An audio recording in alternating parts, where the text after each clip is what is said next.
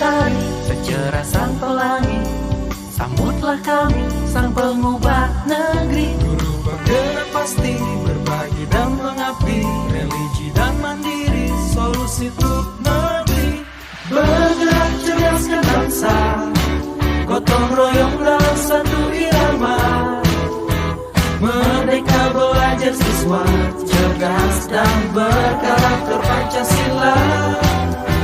Taklukkan rintangan yang ada, percaya yang kuasa guru penggerak akan selalu ada untuk siswa Indonesia bahagia.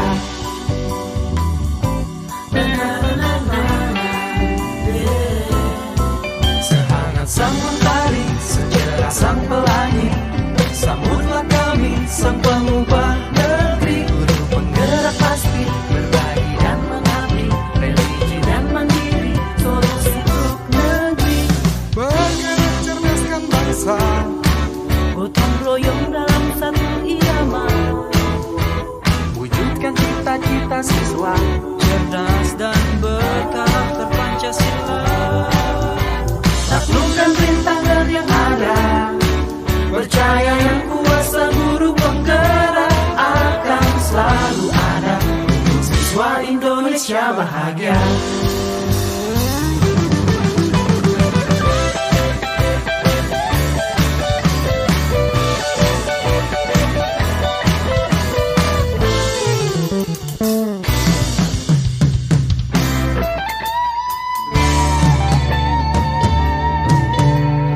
Bergerak cerdaskan bangsa, gotong royong dalam satu irama.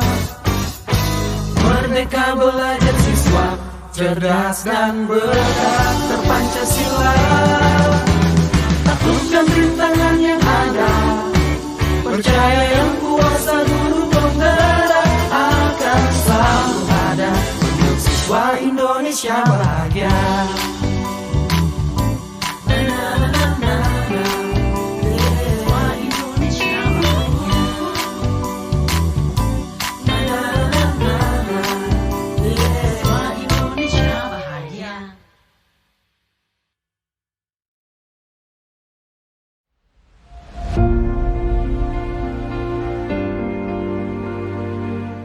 Assalamualaikum warahmatullahi wabarakatuh.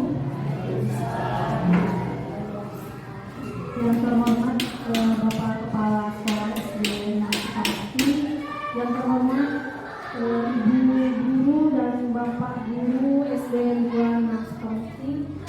Puji dan syukur marilah kita panjatkan kehadiran Allah Subhanahu wa Ta'ala. Pada hari ini kita bisa bersama-sama kumpul dalam rangka pemaparan diseminasi modul 1.4 tentang budaya positif di sekolah yang berkaitan dengan pendidikan berkelanjutan. Tak lupa salawat serta salam semoga berlimpah curah kepada Nabi kita Nabi Muhammad SAW, kepada sahabat-sahabatnya, kepada tabiin-tabiinnya dan sampai juga kepada kita. Ibu bapak yang saya hormati, untuk mempersingkat waktu pemaparan diseminasi modul 1.4 akan saya sampaikan terlebih dahulu. Untuk itu saya mohon untuk perhatian.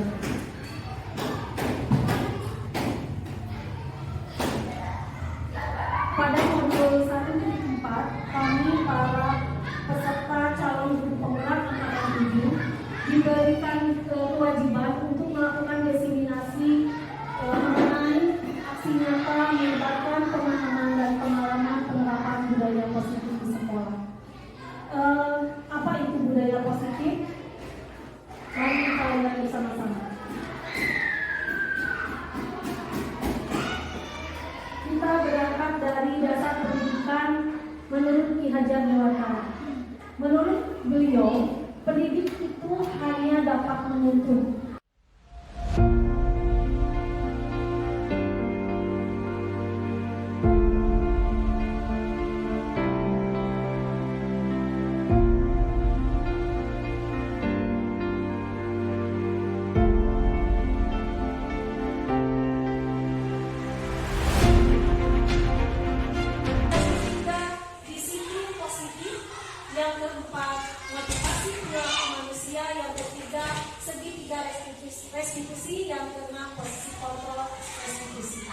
Mungkin untuk beberapa dari kita, termasuk saya, ini ada beberapa hal istilah-istilah yang memang baru.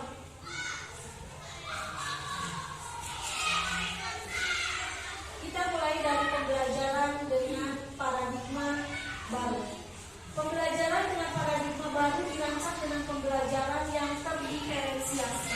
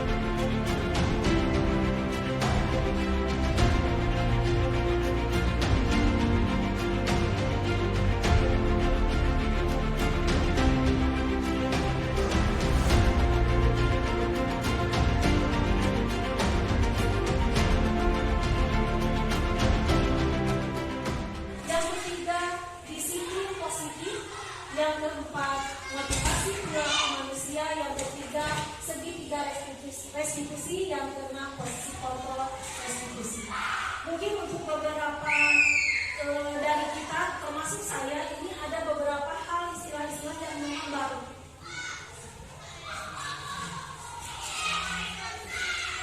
Kita mulai dari pembelajaran dengan paradigma baru. Pembelajaran dengan paradigma baru dirancang dengan pembelajaran yang terdiferensiasi. Jadi, seperti dalam kurikulum merdeka, bahwa pembelajaran di setiap kelas itu sekarang kita bagi ke dalam beberapa fase sesuai dengan kemampuan dan bakat anak. Makanya ibu bapak, di saat awal pembelajaran, hal pertama yang harus kita lakukan adalah melaksanakan asesmen diagnostik. Jadi seperti saat kita akan melakukan awal pembelajaran di semester 2 ini, kita lakukan dulu asesmen diagnostik. Untuk apa?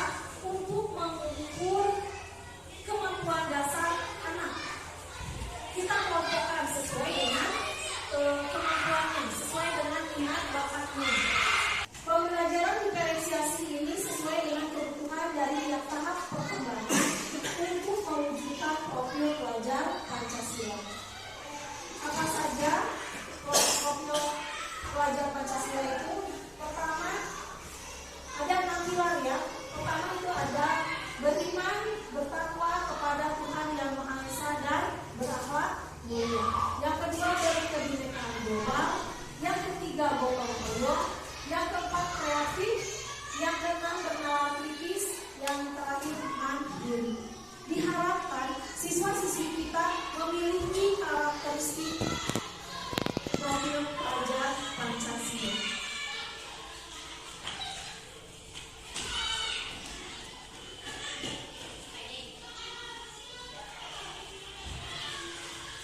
Segala sesuatu tingkah laku anak-anak itu akan didasari pada 5 kebutuhan dasar manusia.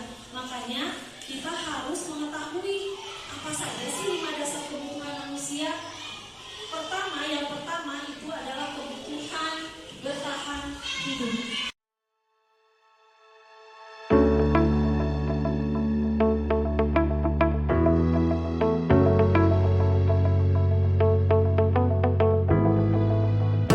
Yang kedua, kasih sayang dan rasa diterima. Pengakuan ibu bapak. Setiap anak pasti ingin merasa ingin diakui. Saya di sini melihat ada siswa kelas 2 ya, siapa Bilkis itu rasa sepertinya kebutuhan kasih sayangnya sangat tinggi karena dia kalau ketemu guru langsung ibu belum gitu ya. Kita bisa telusuri di rumahnya seperti apa.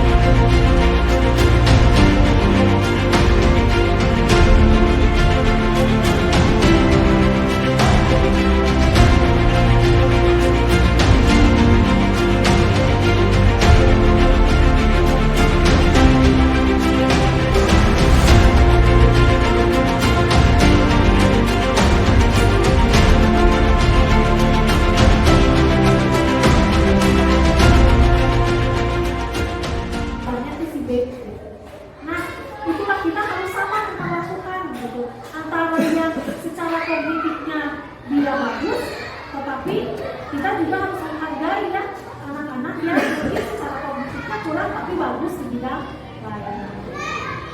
Pernah kan sering saya menemui kata-kata bijak, seorang seniman tidak perlu rumus aljabar. Seorang seniman, seorang pelukis hanya perlu bagaimana meng-create imajinasinya agar dia bisa menggambar dengan baik. Seorang penyanyi tidak butuh rumus kimia, persamaan kimia, tapi bagaimana melatih suaranya agar dia bernyanyi dengan bagus. Jadi tadi makanya setiap anak itu membawa kodrat alamnya. Disinilah tugas kita bagaimana menggali setiap kodrat, setiap keunikan yang dimiliki oleh anak. Nah, di pendidikan guru penggerak di kurikulum merdeka, konsep disiplin dengan identitas sukses itu adalah dengan konsekuensi dan restitusi. Konsekuensi, penguatan jangka pendek, penguatannya memang masih jangka pendek, perlu monitoring berkelanjutan, jadi kita harus terus memperhatikan perubahannya. Murid menghormati peraturan, kehilangan waktu untuk merenungi kesalahan. Terus yang kedua ada restitusi, murid bertanggung jawab atas perilakunya, fokus pada pemecahan masalah jangka panjang, murid menghargai dirinya dan orang lain. Teori kontrol, dirinya memegang kontrol atas apa yang dilakukan, murid bersemangat memperbaiki kesalahan. Dari kedua ini memang teori restitusi yang nanti akan kita kembangkan di sekolah ini ya. Mudah-mudahan kita semua bisa mengembangkan teori restitusi sebagai budaya positif di sekolah.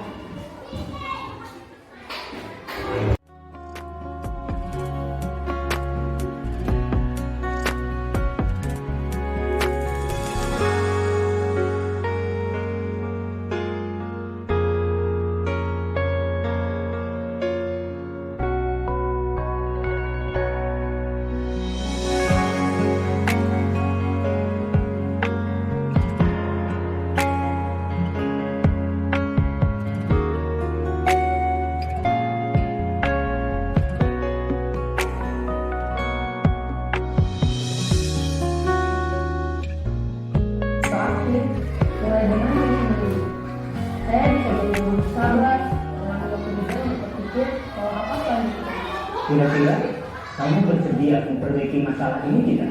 Bersedia, Pak. Kalau kamu memperbaiki masalah ini, kamu akan menjadi orang kerja.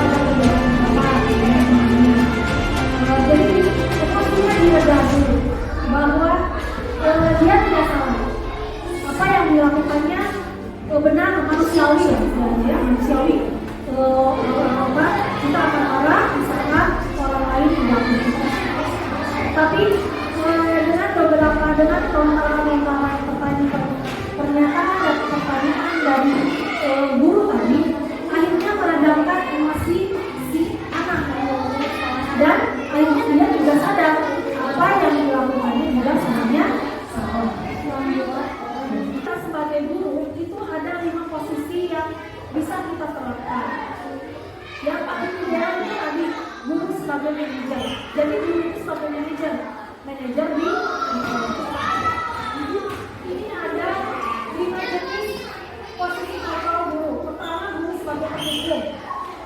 Kedua, membuat orang sabar salah. Ketiga, sebagai teman. Keempat, sebagai pemantau. Yang kelima, sebagai manajer. Yang paling ideal itu memang sebagai manajer, di mana kita mengelola, merespon setiap apa yang dilakukan oleh siswa kita. Agar pada akhirnya siswa menyadari ada yang salah dalam dirinya dan harus berubah lainnya. Selama ini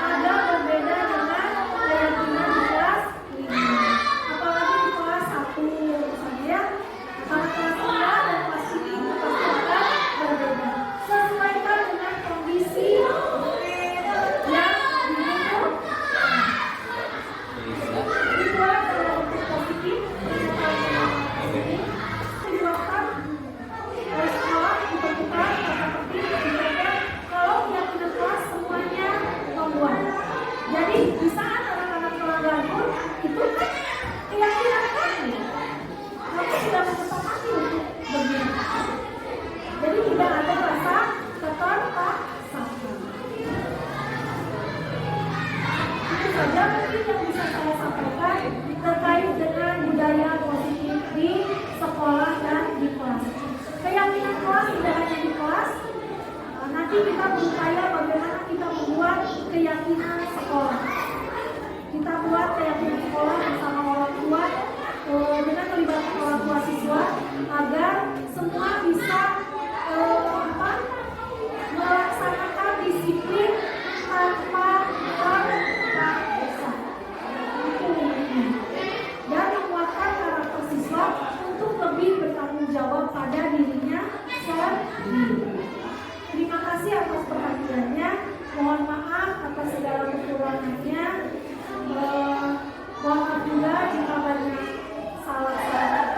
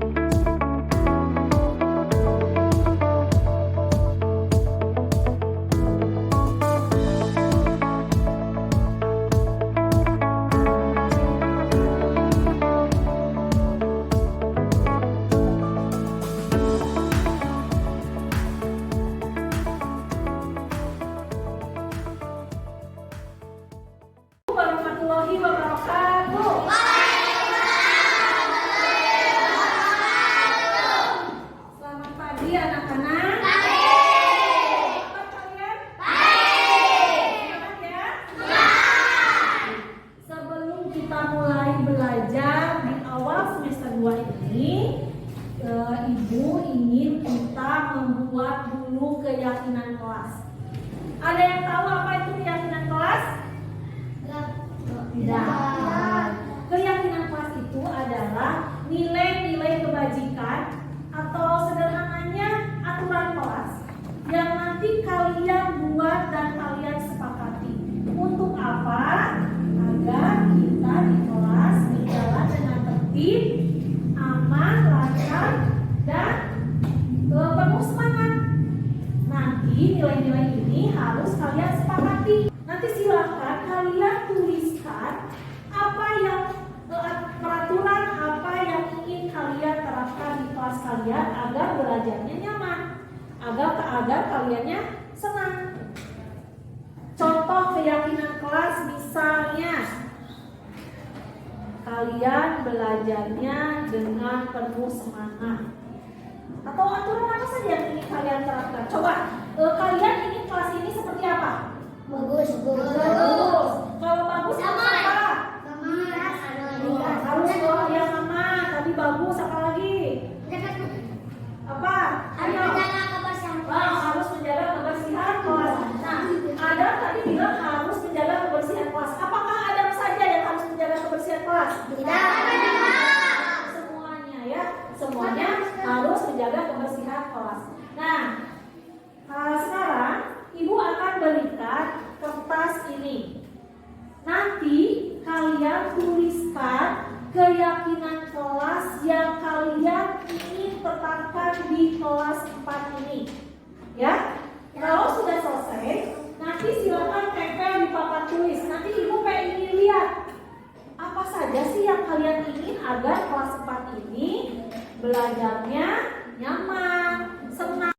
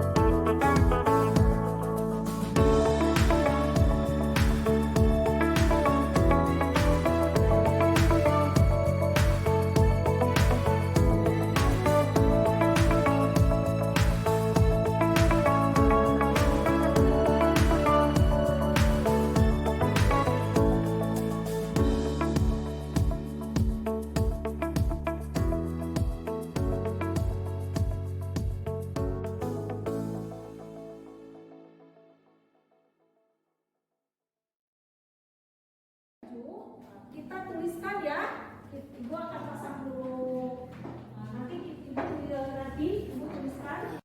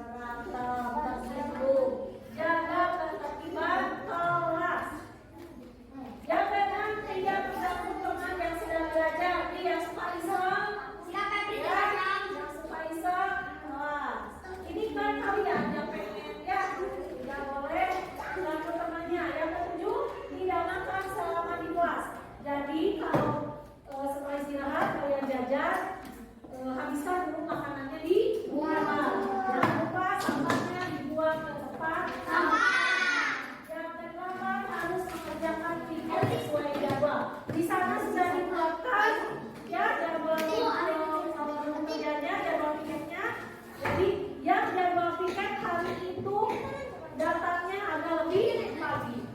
Sapu dulu kelasnya, ya. Setuju? Setuju.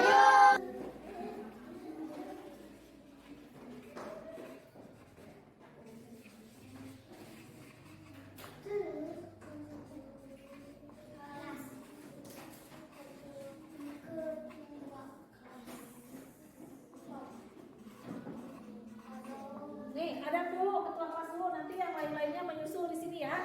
Tuliskan, boleh menandatangan atau tuliskan nama kalian. Ya.